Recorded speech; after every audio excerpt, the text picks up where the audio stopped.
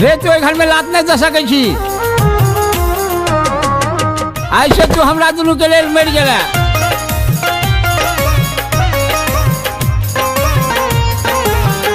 तू तमारे लिए हन डंक गए कलंक जिंदगी भर के। तू तमारे लिए हन डंक गए कलंक जिंदगी भर के। मार लिए हन डंक गए कलंक जिंदगी भर के। कलंक जिंदगी भर के, कलंक जिंदगी भर के, कलंक जिंदगी भर के। तू तमारे लिए हन डंक गए कलंक जिंदगी भर के। मारे लिए हन डंक गए कलंक जिंदगी भर के। भैया तोहर मम्मी पापा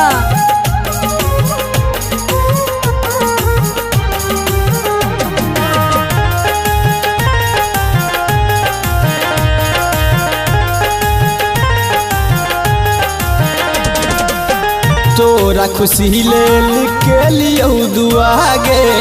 जीत जीवन भर देलही मुआगे। ओ तोरा खुशी लेल के लियो दुआगे। जीत जीवन भर देलही मुआगे।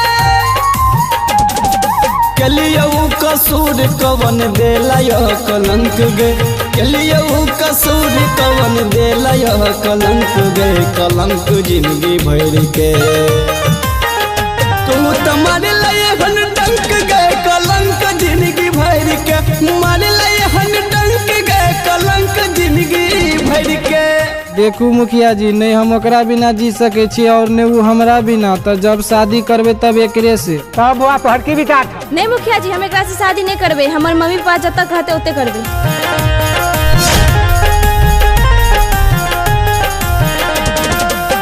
खून के आंसू तू देलही बहागे।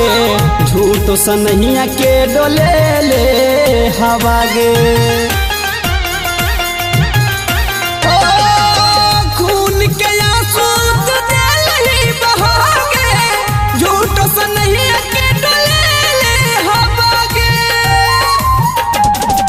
यादव कृष्ण कहो तोरी देले पंख गे। तोहर पगल कहो तोरी देले पंख गे। कलंक जिंदगी भर के।